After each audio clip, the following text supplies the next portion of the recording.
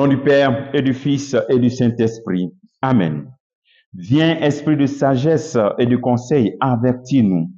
Viens, esprit de piété, réjouis-nous. Viens, esprit de science, enseigne-nous. Viens, esprit de crainte de Dieu, garde-nous. Viens, esprit de paix, donne-nous ta paix. Ô Seigneur, envoie ton esprit et tout sera créé et tu renouvelleras la face de la terre.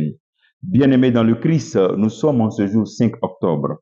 Et la parole de Dieu qui nous est proposée est extraite de l'évangile de Luc chapitre 10, versets 17 à 24. Aujourd'hui, nous faisons mémoire de Sainte Faustine, qui est celle qui a reçu ce beau message de la divine miséricorde, que par son intercession, le Christ nous accorde d'avoir cette dévotion à la divine miséricorde et d'accueillir constamment sa miséricorde dans notre vie pour la répandre autour de nous. Bonne fête de Sainte Faustine. En ce temps-là, les 72 disciples que Jésus avait envoyés revinrent tout joyeux en disant, « Seigneur, même les démons nous sont soumis en ton nom. » Jésus leur dit, « Je regardais Satan tomber du ciel comme un éclair. Voici que je vous ai donné le pouvoir d'écraser serpents et scorpions et sur toute la puissance de l'ennemi. Absolument rien ne pourra vous nuire.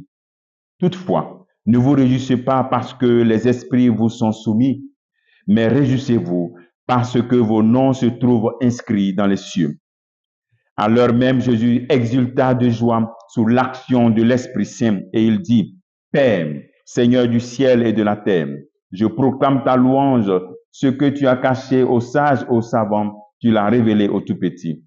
Oui, Père, tu l'as voulu ainsi dans ta bienveillance. Tout m'a été remis par mon Père. Personne ne connaît le Fils sinon le Père, et personne ne connaît qui est le Père sinon le Fils, et celui à qui le Fils veut le révéler. » Puis il se tourna vers ses disciples et leur dit en particulier, « Heureux les yeux qui voient ce que vous voyez, car je vous le déclare, beaucoup de prophètes et de rois ont voulu voir ce que vous-même vous voyez et ne l'ont pas vu, entendre ce que vous entendez et ne l'ont pas entendu. » Acclamons la parole de Dieu, louange à toi, Seigneur Jésus. À travers cet évangile, le Seigneur nous invite à ne pas avoir peur, à ne pas avoir peur. Il nous a donné tout pouvoir. Voici que je donne tout pouvoir d'écraser serpents et scorpions. Le Christ nous donne tout ce pouvoir. Donc, n'ayons pas peur. Ne sommes pas des chrétiens qui ont peur. Et comme au 72, à nous aussi donne ce pouvoir-là. Sur la puissance de l'ennemi. Nous avons autorité. Par ton baptême en tant que prêtre, prophète, roi et reine, tu as aussi ce même pouvoir-là. Ne néglige pas ton identité de baptisé. Deuxième appel que le Seigneur peut nous faire ce jour, c'est que toute initiative pastorale doit nous pousser à inscrire nos noms dans les cieux. Nous recherchons souvent des gestes extraordinaires, la capacité de chasser des démons. Même quand on prie pour que le Seigneur nous donne ce charisme de chasser les démons, de donner une parole de connaissance, ou bien même de donner l'avenir des gens, ou bien même de guérir.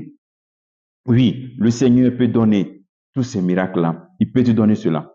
Et nous, chrétiens, nous sommes plus attirés par cela. Quand on voit que des personnes ont cette capacité, c'est là-bas on parle. Mais voici que le Christ nous dit en ce jour que après que ses disciples aient réalisé toutes ces merveilles, qu'ils se réjouissent plutôt parce que leurs noms sont inscrits dans les cieux. Donc voici l'essentiel. Tout ce que nous avons comme charisme doit nous pousser à ce que notre nom soit inscrit dans le ciel. C'est-à-dire, tout ce que nous avons comme charisme, service dans l'église, c'est pour que notre nom s'inscrive dans le ciel. Et c'est ce que Paul a compris quand il dit, « Je traite durement mon corps pour ne pas être disqualifié après l'annonce de l'évangile. » 1 Corinthiens chapitre 9, verset 29. Donc toi, en tant que berger, en tant que responsable de groupe, en tant que prêtre, en tant qu'évêque, travaille pour que ton nom soit inscrit dans les cieux. Travaille pour que ton nom soit inscrit. Et tous ces dons que tu as, toutes ces capacités que tu as d'organisation, de mobilisation, de guérir, que cela t'aide à ce que ton nom soit inscrit dans les cieux. Ça dit sauver ton âme. Prends soin de ton âme.